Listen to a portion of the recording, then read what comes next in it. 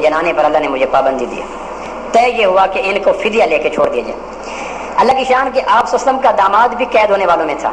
सबसे बड़ी बेटी का शौहर दामाद वो अबुल आस, वो भी गिरफ्तार करके लाया गया।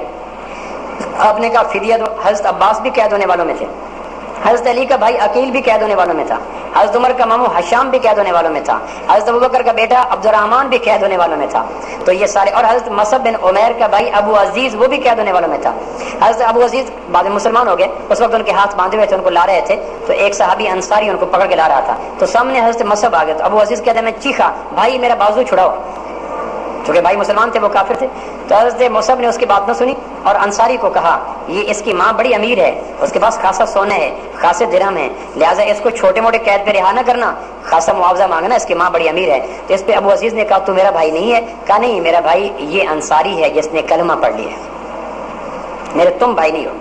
नई बुनियाद रखी कि नजरियाती बुनियाद, खूनी बुनियाद नहीं थी, ये मेरा भाई है। हज़रत उमर ने कहा जी कत्ल करो, मैं अपने मामू को कत्ल करता हूँ, अली अपने बेटे भाई अकील को कत्ल करे, अबू बकर अपने बेटे अब्दुर्रहमान को कत्ल करे, और आप जिसको चाहें। हज़रत अबू हुज़ैफा सहाबी थे, इनका बाप उतबा वो कत्ल किया गया था। उतबा, इनको बड़ा दुख था, जब वो कुएं में उसकी लाश फेंकी जा रही थी, ये रो पड़े, बेटा था रो पड़े, यूं जो जैसे कुत्ते घसीटे जाते हैं यूं घसीट के कुएं में फेंके जा रहे। तो हज़रत अबू हुज़ैफा रो पड़े। अब मैं रोते क्यों? उसने कहा जी मेरा बाप अच्छे दिल का इंसान था, अफसोस के इस कम वक्त अबू जहल ने उसको मरवा दिया, अगर अबू जहल इसकी बात मान लेता तो मुझे मुमकिन था ये मुसलमान हो जाता, मुझे इसके कत्ल हो जाने पे दुख नहीं है, काफिर हो के मर जाने पे दुख है। हज़रत ज़ैद एक सहाबी थे, हज़रत हारसा, ये भी ग़ज़वे बदर में शहीद हो गए थे। इनकी माँ मदीना मुनव्वरा में मिली आप सल्लल्लाहु अलैहि वसल्लम को, पूछ के कहने लगी अल्लाह के नबी मेरा बेटा अब मैं शहीद हो गया। कहा अकेला बेटा था। कहा मुझे ये बताएं हारसा जन्नत में है या जहन्नुम में? आपने कहा क्यों? कहा मुझे उसके मरने का दुख नहीं, दुख इस बात का है कि मरने के बाद जहन्नुम में न चला गया। पता नहीं माँ को इतने अजीम बेटे के ऊपर ये शुबा करने की जरूरत पेश क्यों आई, इसका पता नहीं। लेकिन एक मिजाज बतलाया गया कि मरने वाले के जुदा होने का दुख नहीं होता, मरने वाले के बाद की मनाजिल का दुख किया करो। हम जब किसी मरने वाले पे रोते हैं तो अपने मफादात के छिन जाने पे रोते हैं। शौहर मर गया तो बीवी अपने इकलापे पे रोती है, बाप मर गया तो बेटे अपने यतीमी पे रोते हैं, भाई मर गया तो भाई अपने बाजू के कट जाने पे रोते हैं। हम अपने मफादात पे रोते हैं। हारसा की माँ उम्मे हारसा के अपने मफाद पे नहीं रो रही थी, हारसा के मरने के बाद के अंजाम पे रो रही थी। ये एक मिजाज दिया गया कि तुम मरने वाले के आखिरी मंजिलों को सोच के रोया करो, अपने छिन जाने पे कम रोया करो। आप फरमाया बीबी वो तेरा बेटा, जन्नत की तो कई मंजिलें हैं, तेरा बेटा तो जन्नतुल फिरदौस में पहुंच चुका है। उसने कहा बख बख, वाह वाह हारसा, तेरे मरने के सारे गम भूल गए। मदीना मुनव्वरा में जाके आप इस्लाम ने फरमाया जो कैदी फिदिया दे दें आजाद कर दो। हज़रत अब्बास ने कहा मुझे माफ कर दो। आप फरमाया क्यों? कि मेरे पास पैसा कोई नहीं। आप फरमाया उम्मे फजल, हज़रत अब्बास की बीवी, ये आपकी चची भी थी, आपकी साली भी थी। हज़रत अब्बास आपके चचा भी थे, आपके हमजुल्फ भी थे। हज़रत उम्मे फजल की सगी बहन मैमूना आप सल्लल्लाहु अलैहि वसल्लम की बीवी थी, इसलिए उम्मे फजल से आपको खासा प्यार था। आपकी चची भी थी और हज़रत मैमूना की बहन भी थी, दोहरा रिश्ता था। आपने फरमाया चचा मक्का से रुखसत होते हुए जो छुपा के थैली में खजाना दिया था उम्मे फजल को, वो कहाँ है? तो इस पे हज़रत अब्बास कहने लगे लगता है अल्लाह आपको सारी बातें बता देता है सारी बातें बता देता है। फिर फरमाया अच्छा तू अकेला नहीं, तू अपना भी फिदिया दे, फुला का भी फिदिया दे, फुला का भी। तो 3 आदमियों के फिदिये हज़रत अब्बास से लिए गए। जब बारी आई ना अपने दामाद की, तो दामाद जकड़ा हुआ था तो आप इस्लाम के सामने लाया गया। आप फरमाया अबुलास ज़ैनब किस हाल में है? आपकी सारी बेटियों में सबसे ज्यादा शक्ल के एतबार से खदीजा से मिलने वाली बड़ी बेटी सैयदा ज़ैनब थी। आपने कहा ज़ैनब किस हाल में है? अल्लाह के नबी वो मक्का में है। किस हाल में है? कि जी वो आते हुए मुझे रोक रही थी ना जाओ, और फिर मुझे कह रही थी कि अगर जाना ही है तो मुझे पहले मदीना पहुंचा दो। तो मैंने कहा ना मैं रुक सकता हूँ ना तुम्हें पहुंचा सकता हूँ। कि फिर किस हाल में छोड़ा था? कि वो रो रही थी जब मैं आ रहा था कि अजीब बात कि मेरा शौहर मेरे बाप के मुकाबले में लड़ने के लिए जा रहा है। आपने कहा फिदिया दे। तो उसने कहा मैं तो यहाँ गिरफ्तार पड़ा हूँ, कैसे दूँ? आपने कहा तेरा भाई कनाना भी तो आया हुआ है। कनाना कहाँ? कहा उसको भेज दे। तो फिर उसने अपने भाई को भेजा। तो थोड़े दिनों के बाद वापस मदीना आया तो आप इस्लाम के पास कहा मेरे भाई को छोड़ दें, ये लें फिदिया। आपने जो फिदिया देखा तो वो हार था जो हज़रत खदीजा ने रुखसती के वक्त हज़रत ज़ैनब को दिया था। अपने हार को देखा तो रो पड़े। और फिर मेरी बेटी को अपने शौहर की रिहाई के लिए अपनी माँ का जेवर भी देना पड़ा, हार भी देना पड़ा। आप रो पड़े। इस पे साहबा ने कहा रोते क्यों हैं? कहा देखो ज़ैनब ने अपने शौहर की रिहाई के लिए अपनी माँ के भेजे हुए सामान यानी उसको भी साथ भेज दिया। अगर तुम कहो तो मैं अबुल आस को वापस भेज दूं। फिदिया ये ले लेते हैं कि ज़ैनब को ये मक्का से मदीना भेजे और ये हार वापस भेज देता हूँ, मैं अपनी बेटी का हार वापस नहीं ले सकता। साहबा ने कहा ये आपको पूरा इख्तियार है। तो अबू लास को वापस भेज दिया गया।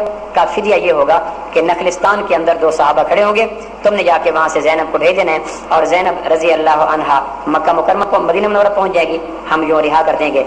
मदीना मुनव्वरा में एक अजीब खुशी का समा था और दूसरी तरफ मक्का मुकरमा में चले तो वो जो बचे खुचे लोटा पेटा घिसा पेटा काफिला मक्का पहुंचा तो मक्का कोई मानने के लिए तैयार ही नहीं थे कि शिकस्त होगी।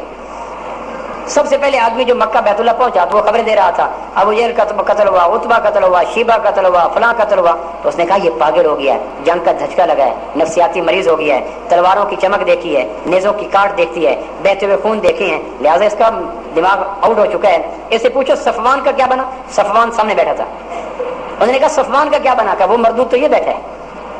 उन्होंने कहा फिर ये पागल नहीं है, मुझे पहचान रहा है कि मैं बैठा हूँ, इसका मसले से पता है। उन्होंने कहा फिर बाकियों का क्या बना? उन्होंने कहा सारे कत्ल हो गए। चंद दिनों बाद लोटे पेटे काफिले वापस पहुंचे तो औरतें वो सवारियां जो मकतूल वहां रह गए, सवारियां वापस आए तो सवारियों को रोती थी, अपने बाल काटे, खाक सरों पे डाली, रोती रही, हाय हमारा फलां कत्ल हो गया, फलां कत्ल हो गया। कुछ दिनों के बाद अबू सुफियान ने कहा आज के बाद मक्का में पाबंदी है, कोई भी खातून अपने मकतूल को रो नहीं सकेगी जब तक कि हम बदर का बदला नहीं लेंगे। लोटा पेटा काफिला मक्का पहुंचा, 14 सहाबी शहीद हुए, 70 काफिर मुर्दार हुए और नबूवत को अल्लाह पाक ने इज्जत दी और बदर में अल्लाह पाक ने फतह अता की। ये वाकया हमें जगह जगह पे सबक देता है जो मैंने आपकी खिदमत में रखा। 360 के पुजारियों को पता चला जब ये वापस पहुंचे तो उनसे पूछते थे होबल ने कुछ न किया, लात ने कुछ न किया, मनात ने कुछ न किया, उज़्ज़ा वद सवा यगूस यऊक नसर नैला उसाफ ने कुछ न किया। तो आने वाले कहते थे उस दिन पता चला अकेला अल्लाह करता है और कोई नहीं करता, अकेला अल्लाह करता है और कोई नहीं करता। तो इसका फायदा ये हुआ कि अकेले अल्लाह का तसव्वुर रासिख हो गया, कईयों से मांगने का तसव्वुर मांद पड़ गया। तो मेरे भाइयों कोशिश करो अपनी नई नस्ल को बदर के किस्से सुनाकर उनको मुस्बित ग़िज़ाएं देकर बलूगत की सरहदों में दाखिल करो ताकि बदर के ज़ेरे साया चलकर बलूगत की सरहदों में पहुंचने वाले बच्चे बड़े होकर अहले बदर के पीछे चलते हैं, इन दौरे हाजिर के लोगों के पीछे नहीं चलते। अल्लाह ने तौफीक दी तो इंशाअल्लाह अगले जुमे आपकी खिदमत में एक नया मौजू शुरू करेंगे। ये 3 जुमे लग गए बदर के, आज हमारा बदर का आखिरी जुमा था। मैंने गुज़श्ता जुमा भी अर्ज की थी कि एक साहबी ने कहा अल्लाह के महबूब मेरे ऊपर फक्र फाका बहुत है, तंगी बहुत है, क्या करूं? आप फरमाया जिसको तंगी का खौफ हो वो हज कर लिया करे। हज लोगों की तंगी और फक्र फाका को दूर करती है। उसने कहा जी हज से जब हाजी वापस लौटते अल्लाह क्या देते हैं? आपने फरमाया हज जब हाजी सही हज करके वापस लौटे अल्लाह पाक 400 खानदानों की शफात का हक अदा करते, 400 खानदानों की शफात का हक अदा करते हैं।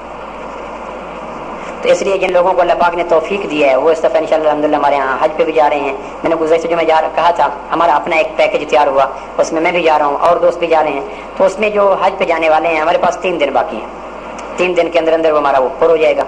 उम्रे के लिए रमज़ान मुबारक में जा रहे हैं। मैंने गुज़श्ता जो अर्ज़ किया था कि एक सहाबिया जो हज आपके साथ न कर सकी, उन्होंने शौहर को कहा जब आप हज करके वापस आए अल्लाह के नबी से पूछो कि अब मैं तो आपके साथ हज कर न सकी, कोई ऐसा तरीका है कि आपके साथ हज करने का सवाब मिल जाए?